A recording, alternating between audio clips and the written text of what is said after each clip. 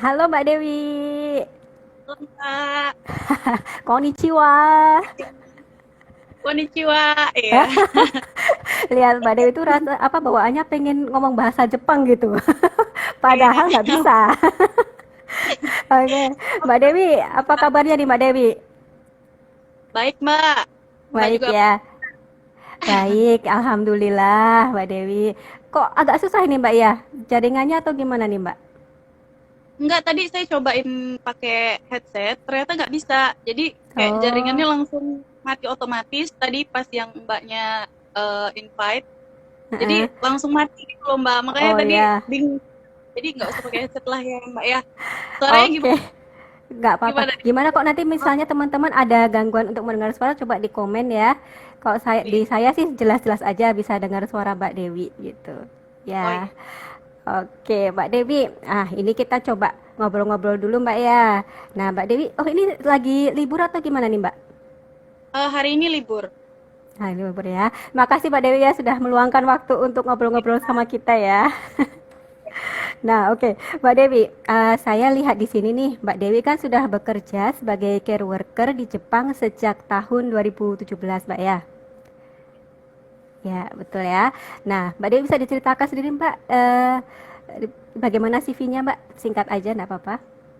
Eee, saya perawat, lulusan Mm-mm. dari Sekolah Tinggi Ilmu Keperawatan Muhammadiyah, program Mm-mm. studi S1, Keperawatan dan Nurse, tahun 2007 sampai tahun Mm-mm. 2015.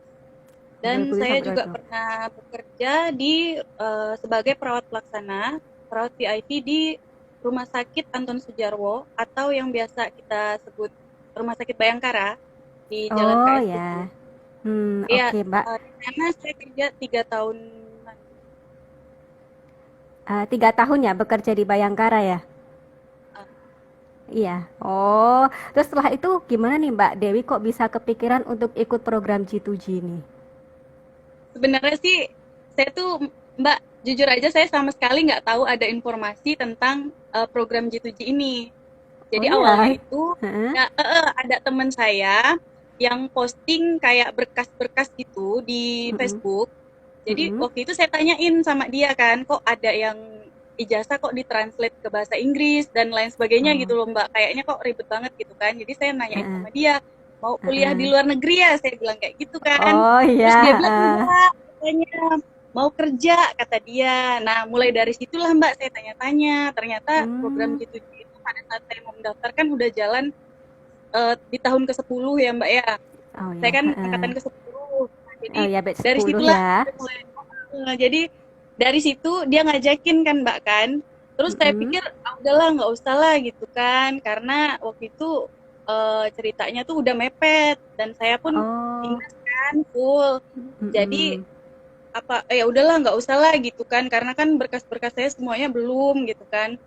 Terus Mm-mm. dia yang bantuin ngajakin saya kan, katanya ya Heeh. udah nanti dibantu ini yang bakalan disiapin kata dia kayak gitu Mbak. Jadi ya Oh udahlah, ya. saya cari pertama sih saya cari-cari dulu. Oh ternyata ada loh program kayak begini tuh gitu kan. Jadi ya udah Mm-mm. langsung saya ikut aja gitu. Dan teman saya yang Mm-mm. bantuin Oh itu gitu. daftar Justru semuanya. yang membantu menyiapkan Ah, berkas-berkasnya teman-temannya ya. Itu ya. banget Terus lah. sekarang dia berangkat nggak Mbak tuh temennya? Malah enggak yang Waduh. bantuin saya enggak. Oh, Makanya belum rezekinya ya Mbak ya. bener cuma ikut-ikutan. Nah itulah Heeh. ya Mbak ya. Heeh. Nah, kalau program G2G ini sendiri seperti apa sih Mbak sebenarnya? Jadi program G2G ini program antar pemerintah ya Mbak ya Indonesia Mm-mm. dengan Jepang. Jadi Mm-mm. prosesnya itu dia pengiriman perawat dan perawat Mm-mm. perawat rumah sakit dan perawat lansia dari Indonesia ke Jepang. Oh, Oh yang saya tahu sih gitu. seperti itu. Oke. Nah, waktu Mbak Dewi memutuskan untuk mendaftar nih, itu sempat cerita ke orang tua nggak? Oh, pasti cerita Mbak. Kan Iya, terus karena gimana saya tuh reaksinya? saya tanyain, ini ada nih kerja ke luar negeri, kemana Mm-mm. katanya gitu kan. Saya bilang ke Jepang, eh Mm-mm. boleh nggak daftar? Saya bilang kayak gitu kan. Terus Mm-mm. katanya ya udah, tanpa pikir panjang tuh Mbak orang tua kan, dia bilang ya udah Oh daftar iya, aja katanya. Gitu kan. Mungkin karena pikirannya "Oh, udahlah pasti nggak bakalan berangkat atau gimana mungkin ya Mbak oh ya, nggak gitu. tahu juga. Sudah pesimis Namanya dulu gitu ya.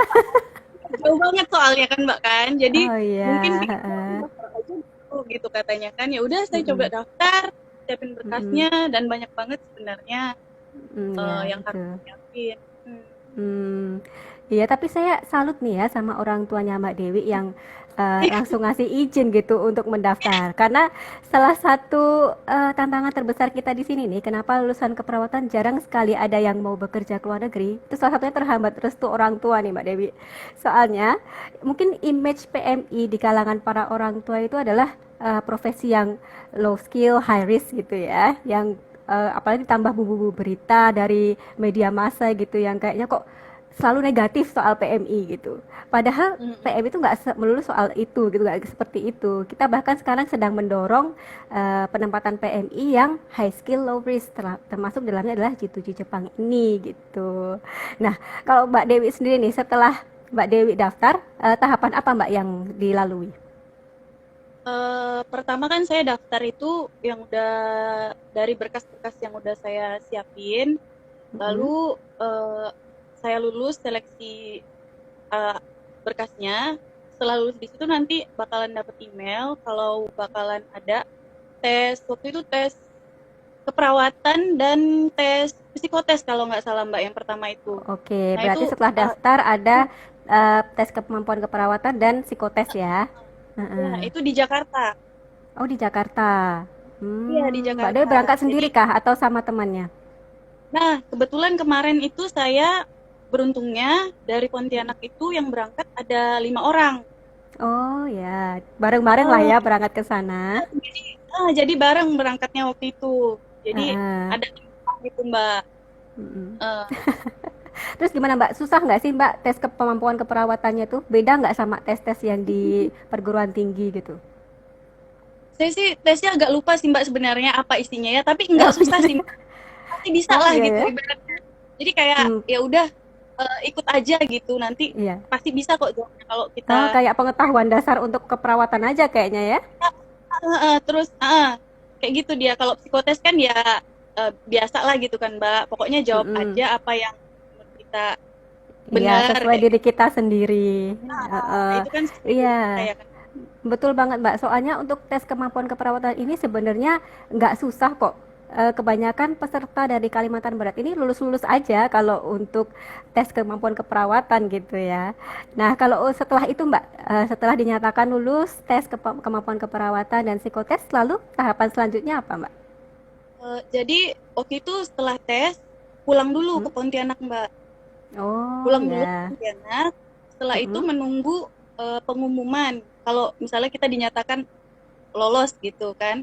Jadi nanti Nah, dia ada email Mbak, emailnya itu tapi sebelum pas pada saat berakhirnya tes itu dari mm-mm. pihak di sana itu di Jakarta itu dia bilang kalau bakalan ada tes selanjutnya yaitu tes eh, kemampuan bahasa Jepang dan Oh, wawancara gitu kata dia kan. hmm, Terus jadi begitu. udah pada saat di Jakarta itu yang tes pertama itu udah dikasih kayak bahan apa sih kayak isinya itu tentang huruf-huruf Jepang, Oh, kayak ada huruf Jepang. huruf-huruf Jepang.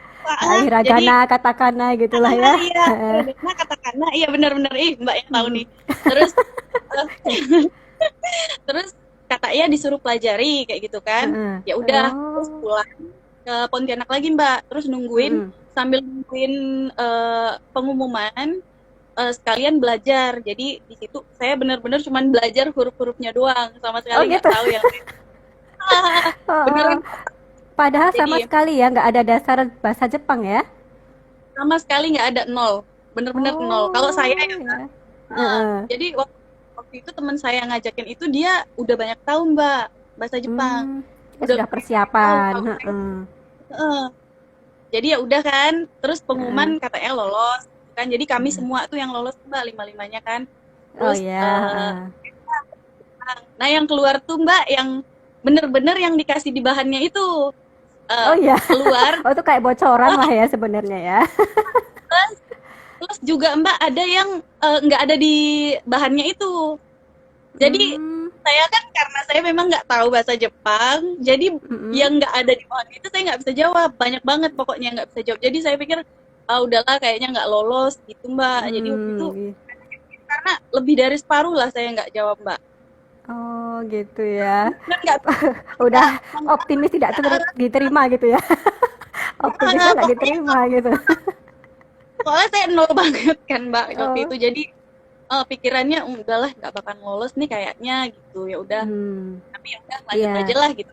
Hmm. Nah, itu juga Mbak salah satu perbedaannya ya. Jadi di batch 10 di mana Mbak Dewi ikut ini memang belum diwajibkan untuk bisa berbahasa Jepang. Sementara untuk tahun ini tuh sudah ada diwajibkan untuk bisa bahasa Jepang gitu. Paling enggak minimal level N5 supaya nanti ketika selesai pelatihan di Jakarta selama 6 bulan itu sudah bisa masuk level N4.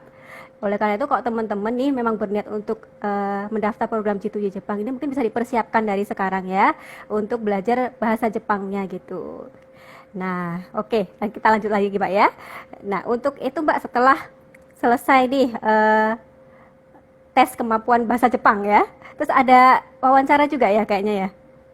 Iya, ada wawancara setelah itu. Mm-mm. Jadi ini lokasinya berbeda lagi, Mbak. Jadi kan Oh iya. pulang Mm-mm. pergi lagi ke Jepang ya kan. Yang tes Mm-mm. bahasa Jepang itu, nah itu lokasinya kalau nggak salah di Jakarta Selatan, gitu kan. Mm-mm. Yang pertama itu di Bekasi. Nah, yang Oh kedua itu ya. yang bahasa Jepang itu di Jakarta Selatan. Jadi habis itu Mm-mm. wawancara. Nah, wawancara di situ dia kayak dalam satu ruangan, dia kayak ada stand-stand gitu kan, Mbak kan. Jadi di masing-masing Mm-mm. stand itu kan ada 2 orang. Jadi Mm-mm. satu orang Jepang, satu penerjemah. Oh ya, heeh. Jadi Mbak Dewi bisa berkomunikasi melalui penerjemah itulah ya. Heeh. Jadi di situ di wawancara itu jadi orang Jepangnya yang bertanya ke kita. Jadi Mm-mm. yang penerjemahnya yang menerjemahkan kalau dia tuh nanyainnya apa sih gitu loh. Nah, waktu Oh itu gitu. jadi ditanyanya tuh seputar apa sih motivasi, kenapa kamu pengen kerja ke Jepang katanya kayak gitu kan. Mm-mm. Pokoknya seputar itulah Mbak. Jadi waktu Seputar itu itu ya, tapi nggak ditanyain lagi kemampuan keperawatannya ya? enggak sama sekali enggak ada Mbak itu. Nggak. Jangan khawatir Oh, pokoknya itu. oh gitu ya. Kemampuan bahasa Jepang enggak ditanyain kemampuan. Pokoknya Jadi aman aman aman. untuk wawancara persiapkan ini dulu lah, mengarang indah dulu ya, untuk motivasinya apa gitu ya. Ya, karena kan saya tuh waktu itu kan bener-bener nggak tahu Mbak, nggak ada Mm-mm. temen. Jadi Mm-mm. sama sekali nggak tahu apa yang bakal ditanyain Mbak. Jadi benar-benar Oh jawabannya tuh ya, pure pertama kali. Jadi nggak ada iya persiapan. spontan. Spontan aja. Waktu itu saya komentarnya dari orang Jepang dia bilang pokoknya negatif semua. Oh gitu ya. Jadi kata ya, iya kayaknya dia bilang kayaknya kamu kalau mau ke Jepang motivasinya cuma seperti ini, kayaknya kurang kuat deh motivasi kamu. Katanya kayak gitu Hmm. Mbak. Kata Hmm. dia bilang kayak gitu. Heeh. Nah, Heeh. di situ lah saya pikir kan ya udah mungkin nggak ini nih kayaknya ya udahlah Heeh. gitu kan kayaknya nggak lulus Heeh. nih gitu. Kayak Udah makin pikiran down ya. udah Heeh. negatif kan. Heeh. Tapi ternyata setelah pengumuman Mbak Dewi dinyatakan lulus. Gimana tuh perasaannya, Mbak? Wah, waktu itu tuh Mbak, saya Heeh. kan dapat komentar yang negatif kayak gitu kan. Jadi waktu ada pengumumannya masuk gitu kan. Jadi kan itu kan yang Heeh. proses matching Mbak setelah wawancara kan ada Heeh. ini dulu ada yang tes kesehatan juga kan Mbak kan di Oh hari ya. selanjutnya baru yang Heeh. itu saya sebenarnya udah males sebenarnya Mbak. Hmm. Jadi jadi sebenarnya tuh udah mau milih ya udahlah pilih-pilih aja lah yang mana tempatnya. Jadi di situ tuh waktu di setelah wawancara juga Mbak, jadi kita bisa milih Mbak mau kerja di Oh mana itu gitu. ada pilihan. Heeh. Jadi kayak ada gitu banyak. Jadi ya Heeh. udah pada saat dapetnya saya sebenarnya nggak berani buka. Terus saya tanya teman saya ya udah katanya dia bilang kayak email kan Mbak, dia kan email Heeh. kan. Heeh. Terus Mbak itu tuh saya tuh antara percaya nggak percaya tuh Nggak Mbak. percaya. Lulus kok bisa lulus gitu loh, kok bisa lulus, kok bisa lulus. Iya. Teman saya, jadi teman saya ngajakin kan nggak lulus Mbak. Jadi tuh saya kayak Heeh. ini bener nggak nih, ini nggak nih gitu loh. Nanyain Oh biar ya kayak lulus. mimpi lah ya. Malah temennya nggak Ah, ini, nggak lulus. jadi ya namanya rezeki ya Mbak. Iya, sudah rezekinya Mbak Dewi, belum rezeki buat temennya ya. Mbak Dewi, jadi Mbak Dewi ini pilih lokasi kerja di mana Mbak? Saya di Ehime, Mbak. Di Hime ya. Ehime, Mm-mm. di Itu jauh nggak Mbak Pulau dari Shikoku. Tokyo? Oh, jauh, Mbak, kalau dari Tokyo. Kenapa Kalau Mbak naik Dewi bis, pilih di situ? saya tuh kan karena saya tuh pas milihnya karena saya kan nggak punya relasi, nggak punya ini. Jadi saya benar-benar pada saat setelah wawancara itu kan ada yang stand itu saya pilih tuh kuota yang terbanyak.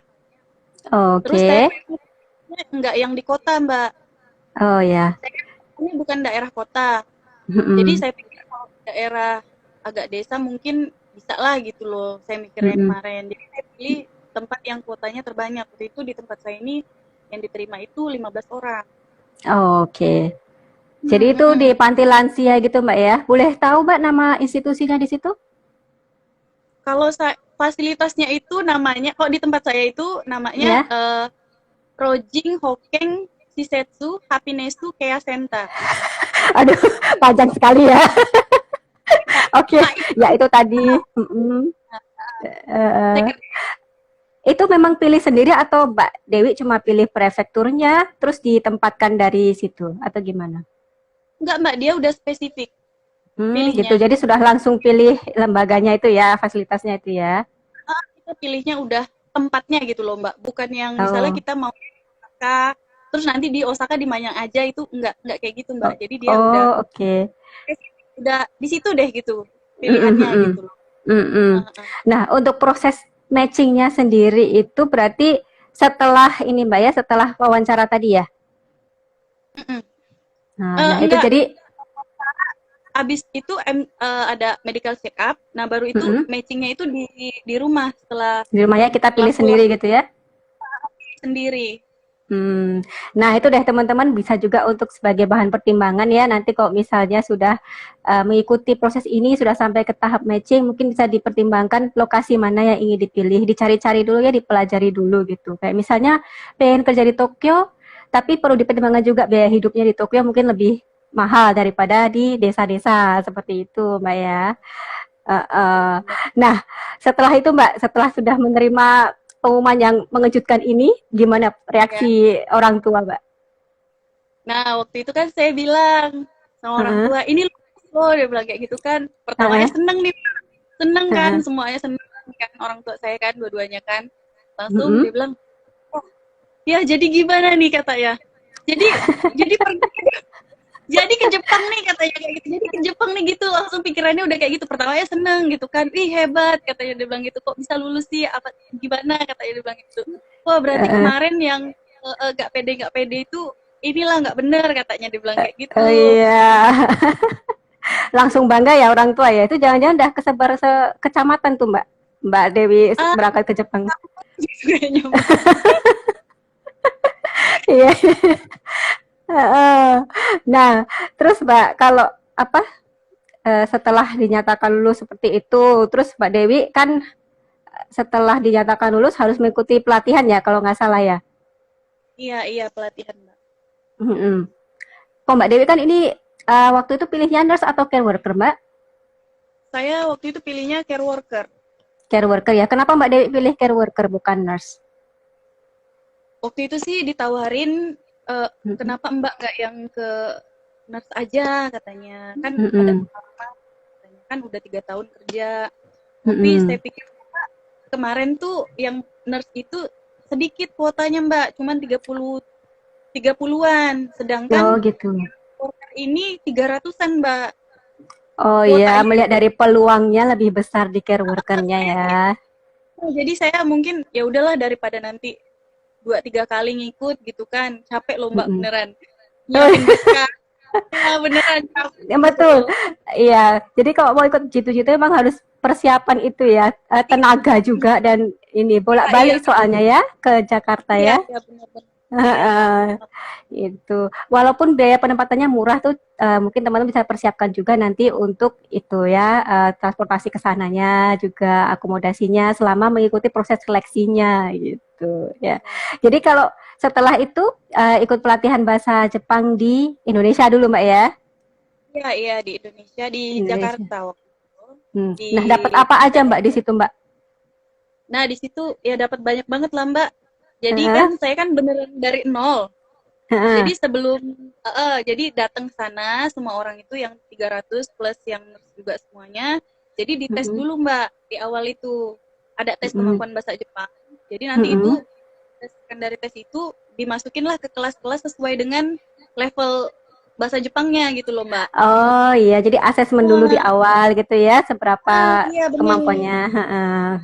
Terus Memang udah habis itu, diatur, jadi bagusnya kayak gitu sih Mbak. Jadi saya heeh, diajar sesuai dengan level saya kan bener-bener dari nggak tahu apa-apa nih. Nah jadi di iya, situ bener belajar, terus eh, kecepatan ngajarnya juga disesuaikan dengan yang levelnya segitu. Jadi saya bener-bener bisa nangkep dengan baik lah iya. waktu pelatihan itu. Jadi dari Itu, nol heeh. sampai bisa baca, bisa nulis, terus bisa Wah, dikit-dikit ngomong.